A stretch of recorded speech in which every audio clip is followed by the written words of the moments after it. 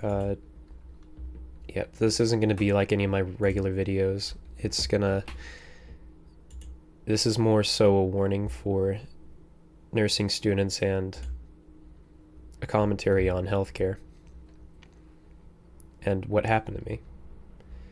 So, the date is February 25th, 2026.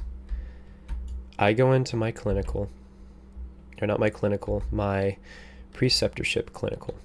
It is where you have to just work a certain amount of clinical hours. You can do 12s, you can do 8 hours, and you just have to be there. And going in, typically whenever I work with people, they're very kind, they're very understanding. And I was told, hey, I only have to deliver meds 4 times today, and then the rest of it she's documenting, which isn't my job. I'm just there to watch and learn. And so I was like, okay, that's all I had to do. And just help her out. And it was great. I got to interact with patients. Some of them are really cool people. And at one point in the day, I actually got to interact with another guy who had 4 horses. I can't remember all their names. It was Pretty Legs, Jasper, I want to say Jezebel, and I can't remember what the last horse's name was, but I remember sitting there talking with him about, because he wasn't exactly in the know when it comes to modern culture. And I was telling him about the real life gold ship and how, like, people would bring their horses to mate with this horse, and they wouldn't accept breeding from any other horse, and he just sat there and laughed. He was a really cool dude. I wouldn't just pull out this humor on an elderly person if I couldn't read him correctly. He was a really cool guy, but I'm sad because I'll never get to say hey to him again. And this leads into what happened. So I go in with this nurse, not the one I was assigned to, but she just says, hey, do you want to help me change a urinary catheter? And I said, sure. It was great clinical experience, great learning, great for my skills. And I had already done this before in a mannequin, but it had been some time since I've actually done it on a person. Because I watch people do it, it's just, it's me doing it hands-on. And upon doing this, we had to first take one out.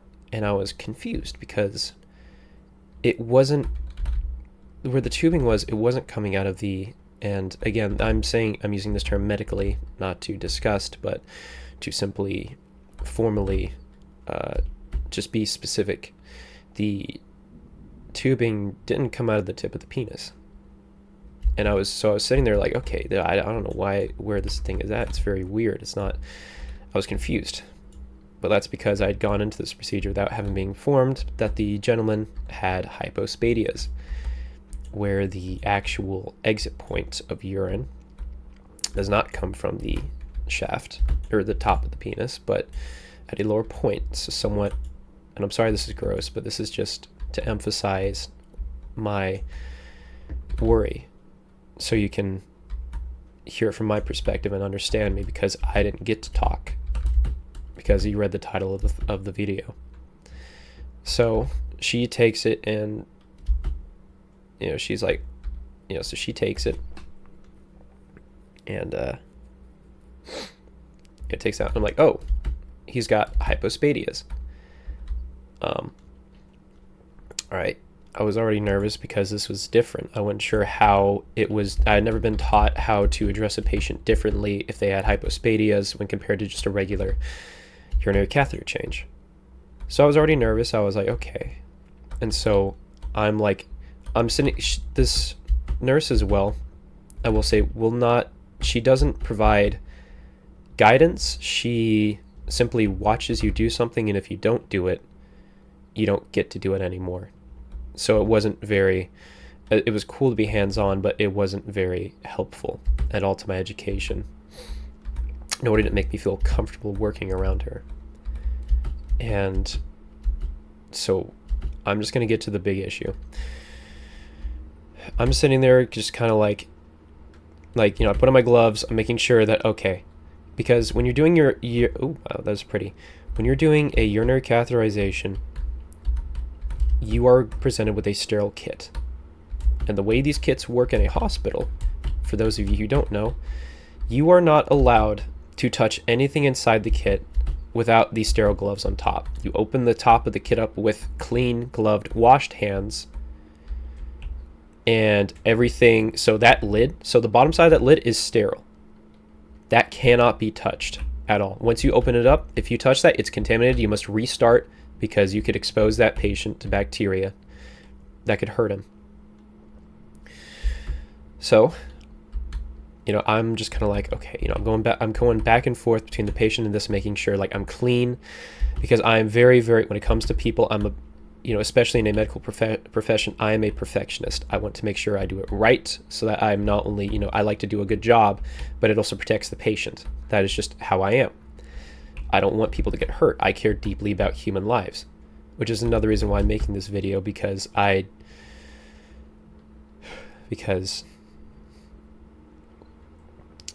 I'm just, let me just get on before I get too emotional thinking about it. But anyways, so the nurse sees I don't know exactly what I'm doing. So in response, she goes, all right, step back. She opens up the kit and proceeds to dump this sterile kit onto the patient's bedside table, where food, papers, other documents have been. Just dumps it on there. And immediately I'm like, oh, wow, okay, that, I'm in shock and disbelief. And I'm like, okay, this just happened. Wow. And and again, I was panicking. Because I wasn't ready to work with a nurse that didn't know what she was doing. And she was, and I've heard about nurses that were older that, had their thing, but I was like, wow. And in my panic, I'm not, because unlike this hospital wants to cover up what they did, I did put down the drape that goes over the penis. And that was my only involvement in this procedure whatsoever. Even though I can't remember if it was the clean or the sterile side, but my hands were gloved and cleaned as safely as they were when I touched this thing. So I do believe I put the sterile, I had to touch the penis with my clean gloved hand in order to get it through, and that was my only involvement. And even then I tried to barely touch it as much as possible, and anyways, the procedure goes, and I am terrified. And I made the mistake of, asking this nurse, I was like, are you used to working with students? And I told her to her face, that is not the way I was taught. This was, you're not supposed to, break sterility. And she looked at me and, just said, maybe that's the way you do things. That's the way things should be done. And this video isn't supposed to be like, I'm telling you all this because I want this to be as genuine and as honest as possible, because I want you to understand what was going on through my head, and I want you to understand that I value human life deeply, and that unlike that hospital, I don't cover up stuff like this. Because there is a thing in hospitals where, if an incident happens, there's an incident report. And this was one of those events. And they are designed to correct such behaviors, and so that way they reinforce it, you learn from it. And again, I am a student learning this, and I understood that, oh my God, even though it was very minimal involvement, what she did was wrong, and I shouldn't have even touched, and me even so much as touching the patient, was wrong too. And I understood this, and to take accountability for that, because I truly do care for human life.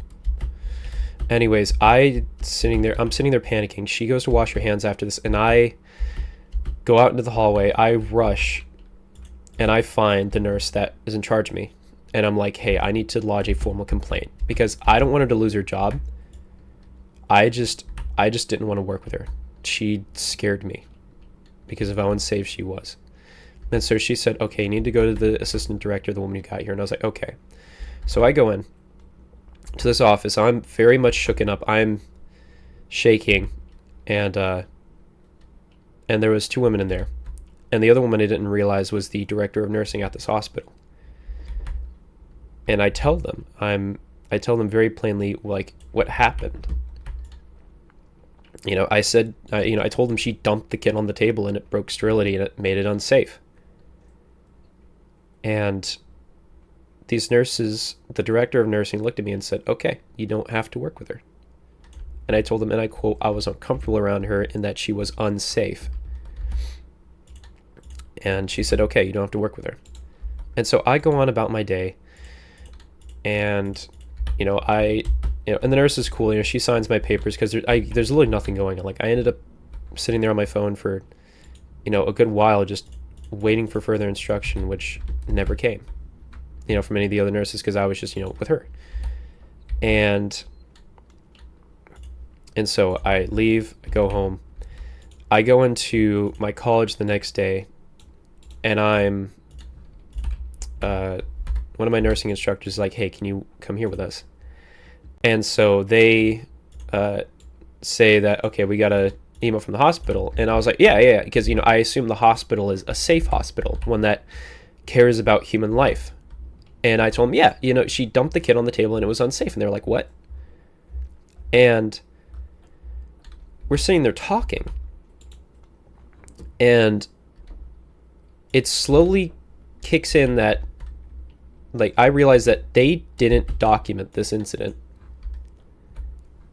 and they only documented other things I had done wrong. It effectively, just to highlight some of the points on this paper, what they wrote about this procedure was that what the nurse documented was that I was holding my hands in a weird way, which I was holding my hands in front. So, like, imagine you're holding like a block like an Enderman, except it's up to like your chest.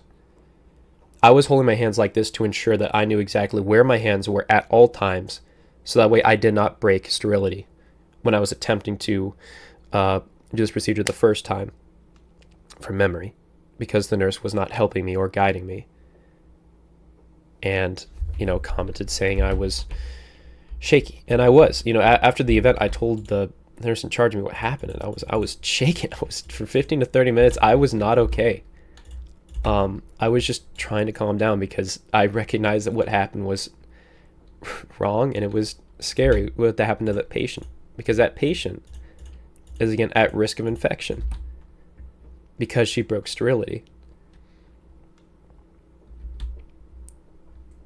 And again, it's terrifying when you're trying to learn stuff and you're under the guise of a nurse who isn't safe, which is terrifying because you want to be able to depend on them. And so so they're going through, sitting here, and they bring up all this stuff, and everything they wrote down was essentially, I was sitting there on my phone with an earpiece, in my ear, which it's unprofessional, but it's not kick you from the nursing program worthy. I would have been just dismissed, and that would have been that. And even the whole time, the reason that is a rule is to make sure that no one's recording stuff. I was just watching cartoons, not like animated cartoons, but like cartoons, the YouTuber with a Z at the end. I was just sitting there watching him play like video games the whole time, just waiting for instruction. And the one earbud that was in my left ear, in the direction of the wall, and I had my right ear out, ready for instruction. It's not because I was being disrespectful. It was because I was sitting there waiting for instruction, and I didn't have any of my nursing students to work with. It was just me alone, which is another thing. I was alone in that hospital. No one had my back.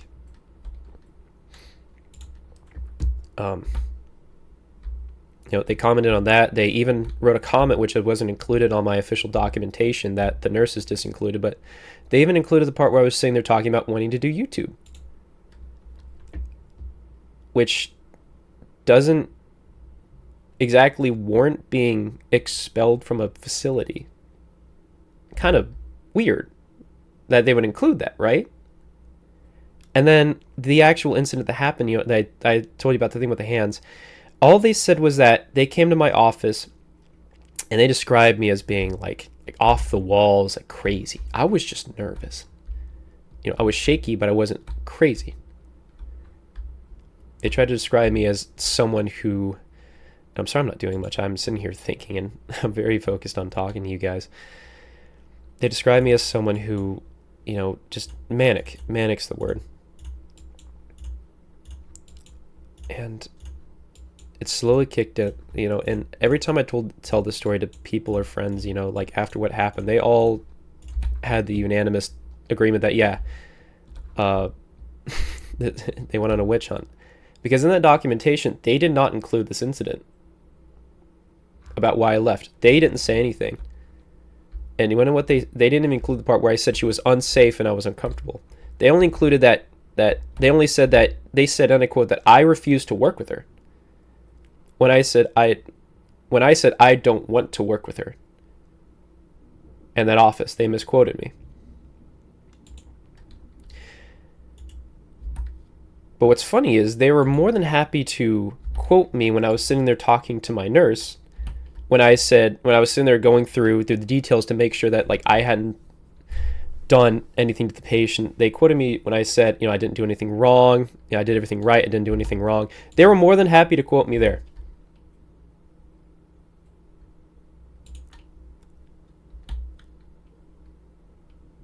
When I was talking about this incident. But then they disinclude what happened during that incident. And they even wrote a sentence on the paper, and I'm going to find this later if anyone would like to look at it.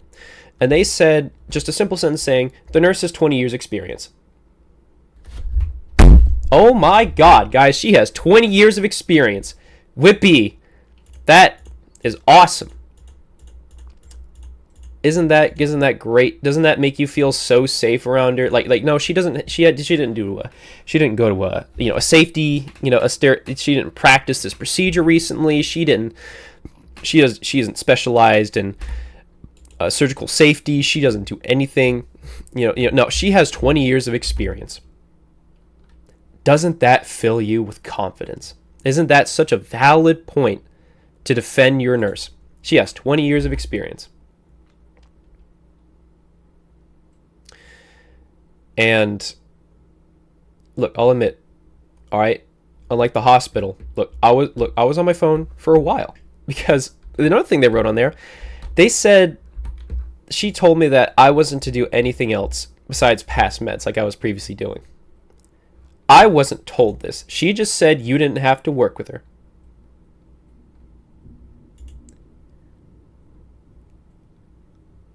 Which is insane. So they're not only hiding information, but they're falsifying statements. And when they do include stuff, it is only to make me seem manic and to harm my reputation. And the teachers are telling me this, and I'm sitting there, and I eventually, they tell me we have to remove you from the program. And, and at this point, I was very much trying to stay cool, stay calm, and, and I eventually broke down. And, because I know they're just doing their jobs, and I understood that even during this surprise meeting. I get it. Because of this, the reason why is because if you get removed from a facility, which is what they did, they cannot readmit you into the program, even if it happens only one time. And I broke down, and I was sitting there crying, tears, snot everywhere, and I said, you don't. I said, I was just very sad. I was like, I'm not an unsafe nursing student, and I care deeply about their lives, and I was brought to tears. And one of them was kind. They passed me a box of tissues, and they understood. They recognized I wasn't a bad student or an unsafe nurse. One of them even said, like, this is just a series of unfortunate events. Because even with like the phone thing, like, they understood, like, you're not a bad student. Because I'll be perfectly honest, I'll be sitting there, like, I would go to other clinicals and I'd be sitting there just reading comics on my phone. I wasn't recording anything. I just sit there and just, sit on my phone, just read comics, waiting for instruction, because I'm quiet. I just like to, just nice to sit down and just be at peace. And then the moment someone told me to do something, yes, ma'am, I was on it. And I enjoyed it. I even, literally the day before, actually, I was working at the neonatal unit. And, I had some of the loveliest patients ever. And they were so nice to talk to. And I loved going and helping with them. It was honestly the best unit I've ever worked on. I'm not sure if men are allowed to work there, but honestly, that's where I'd want to go, just because the women were so nice. And the husbands as well were really cool guys. Actually, the nicest clinical rotation I ever had. But anyways, when all was said and done, I set up another meeting to follow up. And I'm still sitting there in tears, and I just kind of walk out, and I thank them for their time. And when I'm crying, by the way, I don't get mad at people. And I don't get mad at people. And even while I was sitting there crying, I kept apologizing, saying, I'm sorry for crying. And upon walking out of the room, which apparently they have to do this because students will keep their IDs and use it to make ghost accounts so they can get government money or whatever. But I walked out the room and there was a police officer waiting on me to take my student ID. And yeah, it was spooky, but he was cool. He was just like, he didn't like hold my arm or nothing. He just said, like, just go I'm just here to walk you to your car. And I was like, okay. I was just very sad. And when he walked out, I was asking her, like, because at the time I was like, oh god, like, were there like people who would actually get violent over like being expunged or something, which apparently was also a thing. But he just said, look, you're having a horrible day, I'll make it a worse one. And what I did after that was I went to the car. I had to get my oil changed and tires rotated, so I went and did that. And the teachers were they even emailed me. This is just allergies, by the way. I'm no longer emotional. They emailed me after this and even checked up on me to make sure I was okay after the incident, because this is a lot. And because this didn't just hurt me and the time I spent, because this was the semester where I get my LPN. I was supposed to get married a year from today.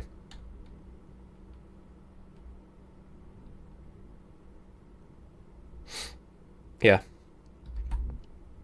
And we had to push that back to October because I was supposed to have my nursing information.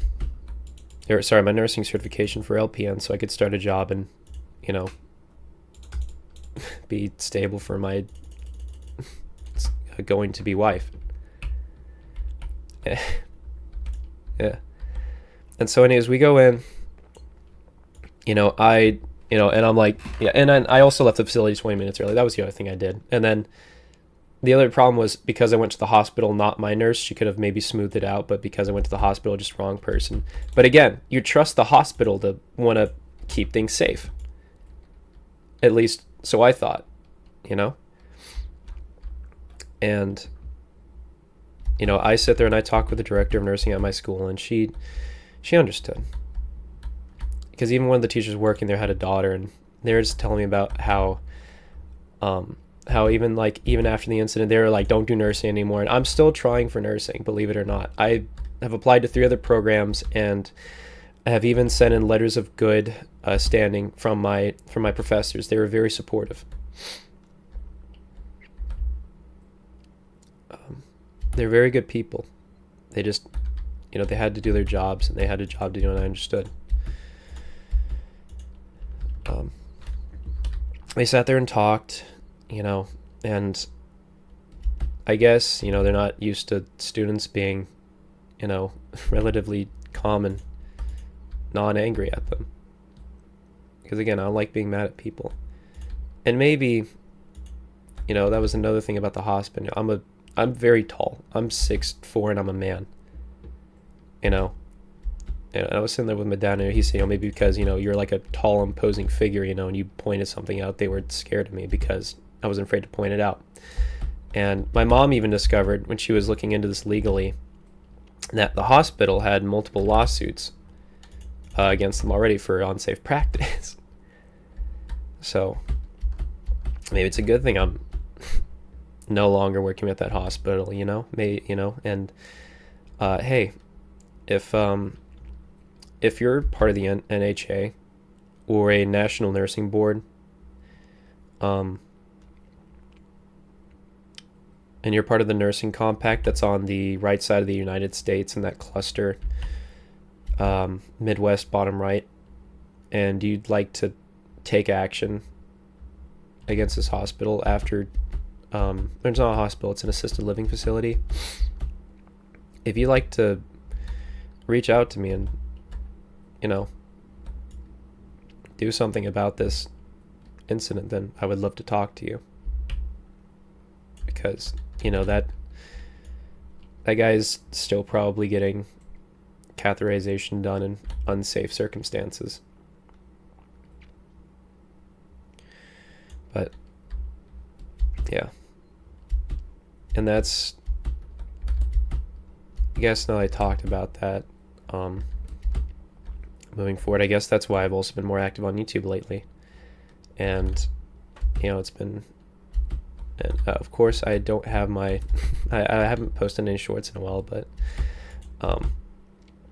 I love YouTube.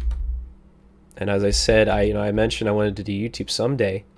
Nursing was my because I told them like practically I want to do nursing, but as like a dream job I want to do YouTube, and they thought this was something that was reportable and wrong. Again, so if you want to help me out, I would actually love it if you subscribed a lot, because again, I'm doing nursing because I love talking to people, and because it's a financially suitable job. And because, I guess that's another reason why I want to do nursing, is because I see so many that just, again, the time I spent at hospitals, I've seen so many nurses that talk to people robotically, not like people. And I love people. That's why I wanted to do nursing. And I guess that's why, it's just more practical than YouTube. But first and foremost, I love to do YouTube entertaining you guys. And to any nursing students who are still trying to go into nursing, who want to make it their career, I wish you luck, and you can definitely do it. And yeah, and wherever you go, hell, I'd even I'd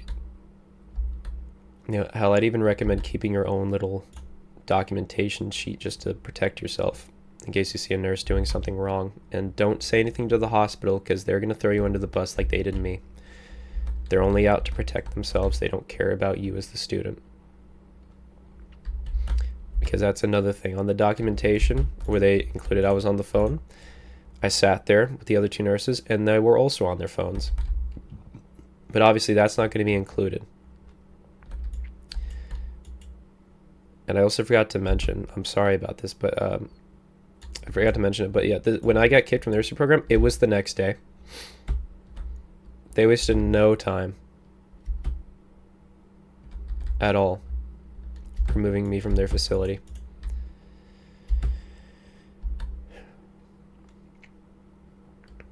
And I'm going to conclude this by saying I am a even though I had, I take accountability for the irresponsible actions I did, and I care deeply about human life. And I don't ever, ever want to be in that situation again. And it's terrifying. And I care deeply about human life and the safety of others. And has this affected the way I look at nurses? Yeah. It's sad, but, it is what it is, I guess. But as the sun sets, I guess I'll end this video. Thank you all for watching. And if you subscribe, I would greatly appreciate it. And anyone who watched it this far, thank you. And if you see something in a hospital, you see something wrong, don't be afraid to report it. There are resources such as the Joint Commission, the National Health Organization, and a Board of Nursing in your area you can look at. I don't remember their exact names, but there are resources you can reach out to if you see malpractice in your hospital. There are people out there who will make sure that your family is treated the way they deserve and are treated in a way that is safe and considerate. Thank you for watching, and I hope you have a great day. Bye-bye.